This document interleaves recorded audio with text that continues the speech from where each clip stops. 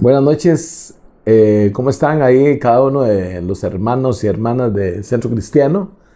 Y también aquellos que nos están sintonizando ahorita en este momento, en esta hora.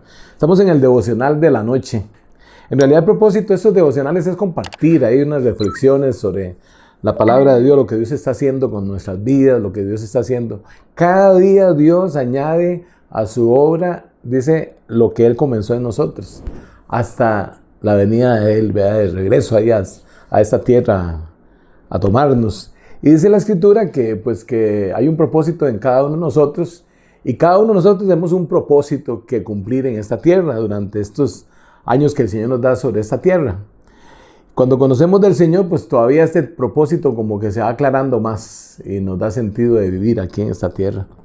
Y me motivó pues compartir en este momento, en esta oportunidad que el Señor me permite estar con ustedes, sobre el libro de Ruth, que precisamente ayer por la mañana estuve leyendo ahí el libro. Ahí son 4 capítulos.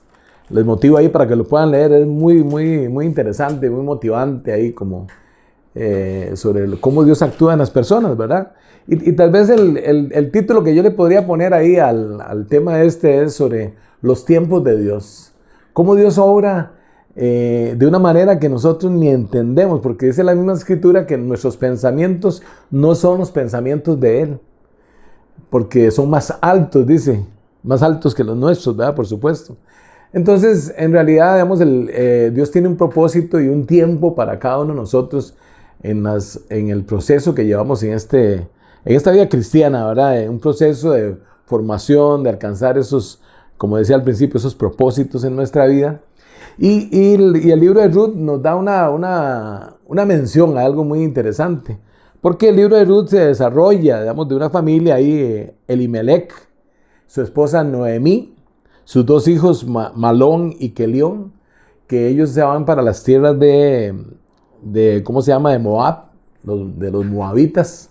Y entonces dice, porque había escasez en Israel, había mucha hambre ahí, entonces ellos se van para esas tierras a trabajar, pero después cuando están ahí, el señor Elimelech muere, entonces Noemí queda pues viuda de su esposo, y dice que después los 2 hijos, estos 2 hijos que mencioné, se casan con Orfa y con Ruth, que son 2 moabitas de esas tierras, y entonces ellos se casan con ellos, pero 10 años después dice que mueren también los hijos.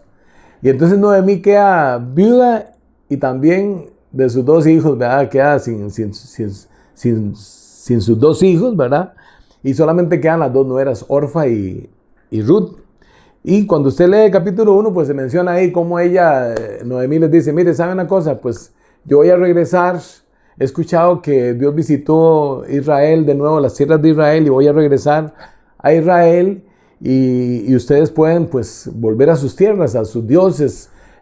Busquen ahí donde ustedes están, ahí los moabitas, porque ya yo estoy en realidad decidida a irme a Israel. Y entonces dice que ellas 2 en el capítulo 1, ustedes lo pueden leer, dice que ellas empiezan a cuestionar y decir que no, que ellas quieren seguir, y entonces ella les explica que ella ya no puede hacer nada por ellas, porque aunque esperaran que ella se casara de nuevo y tuviera un hijo, pues no iba a esperar que crecieran para casarse con ellas. Entonces dice que Orfa le dio un beso ahí, se despidió, pero Noemí, hay una frase muy interesante, ¿verdad? Que pues antes la usaban mucho en los matrimonios, o todavía la usan, ¿verdad? Pero donde Ruth le dice a Noemí, no me ruegues que te deje y me aparte de ti, porque donde quiera que tú fueres, iré yo, y donde quiera que vivieres, viviré.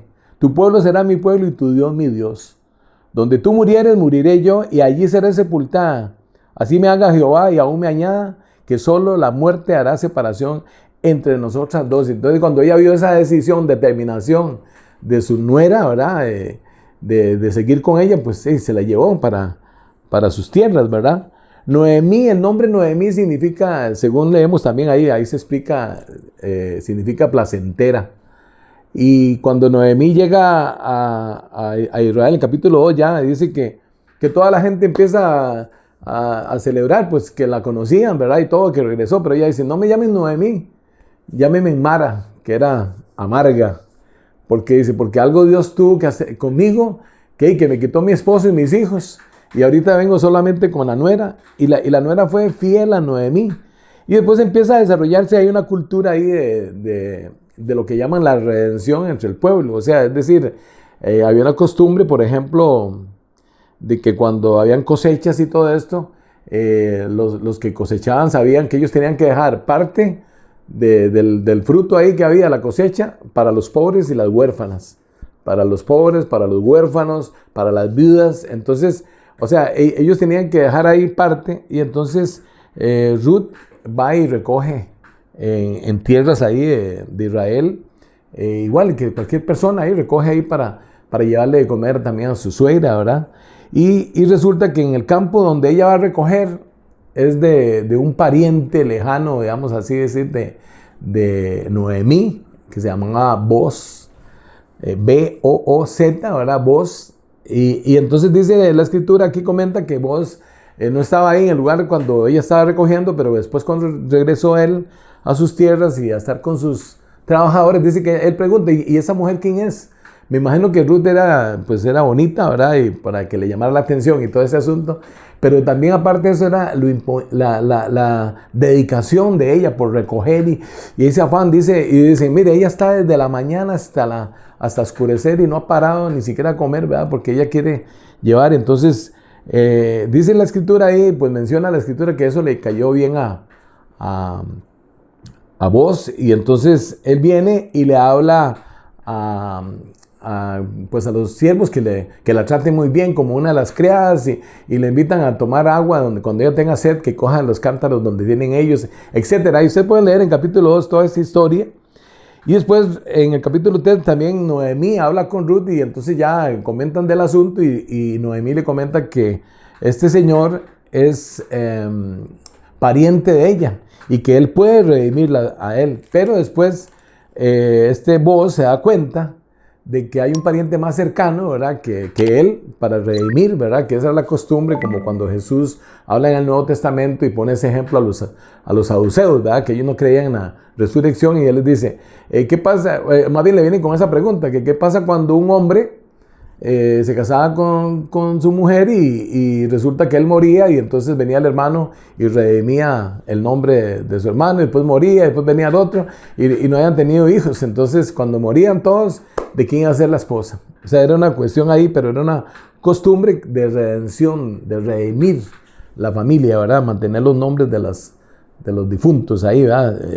Entre las familias, entre el pueblo de Israel. Y entonces dice ahí la escritura, menciona que pues se negocia todo este asunto, digamos, donde Boz viene y entonces negocia con el hombre ese pariente que es primario que él, ¿verdad? O sea, como está en primer lugar que él, y entonces y resulta que este hombre decide no redimir a Ruth, porque ya él tiene su esposa y sus tierras y todo ese asunto, y se le complica. Entonces eso le da libertad a Boz para tomar la decisión, y cuando él toma la decisión, entonces resulta que ¿cómo se llama? Él viene y toma esa decisión de poder redimir a Ruth, y entonces, y así sucede.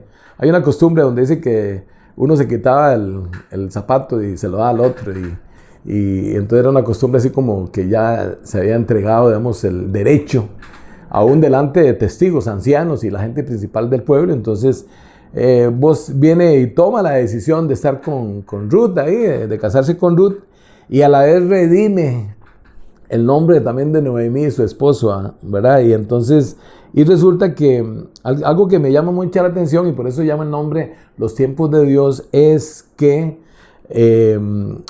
¿cómo se llama? Dice que cuando ellos se casan, ¿verdad? Noemí fue la aya, o sea, la nana del hijo de Ruth. O sea, era la que cuidaba, ¿verdad? Lo tenía en su regazo, dice ahí en el capítulo 16, versículo 16 del capítulo 4. Y entonces dice que ella lo cuidó y que para ella fue como revivir de nuevo, de reiniciar su vida con este nieto. Pero el asunto es este. Lo interesante es que en la unión de Boaz y Ruth nace Obed, y después Obed viene a ser el papá de Isaí, y Isaí es el papá de David. Entonces, digamos, toda la genealogía que se pega, pero a mí lo que me llama la atención es los tiempos de Dios. Es uno, que Ruth es moabita, no es de Israel, no es del pueblo de Israel, y aún así el Señor la toma en cuenta para la genealogía, digamos, de David, que viene a ser el rey, ¿verdad? Digamos, de ¿cómo se llama? De Israel. Uno ve también esto por ejemplo, la viuda, ¿cómo se llama? La viuda que Dios escogió para alimentar a Elías, por ejemplo, también, ¿verdad?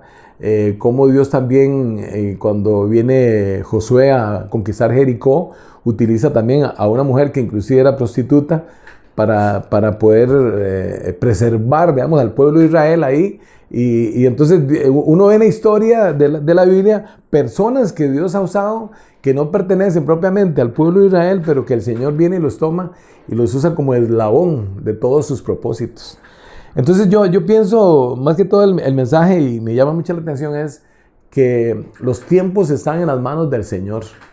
O sea, Él conoce, digamos, el tiempo que nos corresponde para ciertas cosas, que tal vez nosotros estamos en un proceso donde o estamos orando al Señor por alguna petición específica, estamos orando a Dios por una decisión ahí que necesitamos tomar para nuestras vidas, y entonces está uno ahí en esa espera, y tal vez uno está esperando que Dios va a actuar de una forma, y en realidad la forma que Dios actúa es de una manera totalmente diferente, contraria a lo que yo pienso como Dios va a actuar. Entonces lo que hay que aprender aquí, pues en cuanto a este mensaje, es cómo Dios, cómo Dios redime a Noemí, ¿verdad? Que después ella quería llamarse amarga, pero Dios la redime y le da alegría, gozo en sus últimos años, ¿verdad?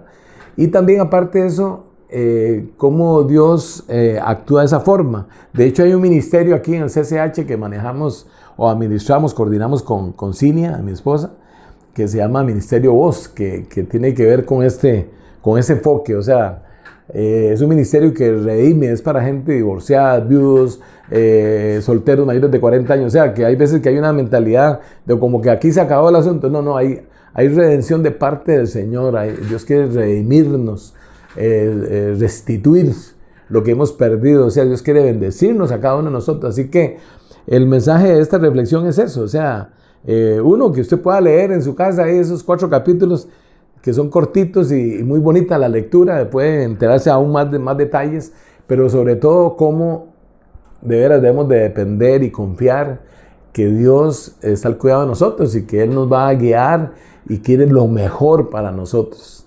Dice ahí el profeta, pensamientos de bien y no de mal para nosotros tiene el Señor. Así que esa es nuestra reflexión ahí en esta noche, y que Dios los bendiga mucho, que espero que les haya hecho reflexionar, ¿verdad? Digamos, en cuanto a decisiones, tiempos que están esperando, que como que no se han cumplido esas respuestas de oración, y saber que Dios está en control. Dice el salmista que un día es como 1000 años para el Señor, ¿verdad? Entonces, Dios no se maneja con el tiempo de nosotros. Que Dios los bendiga mucho.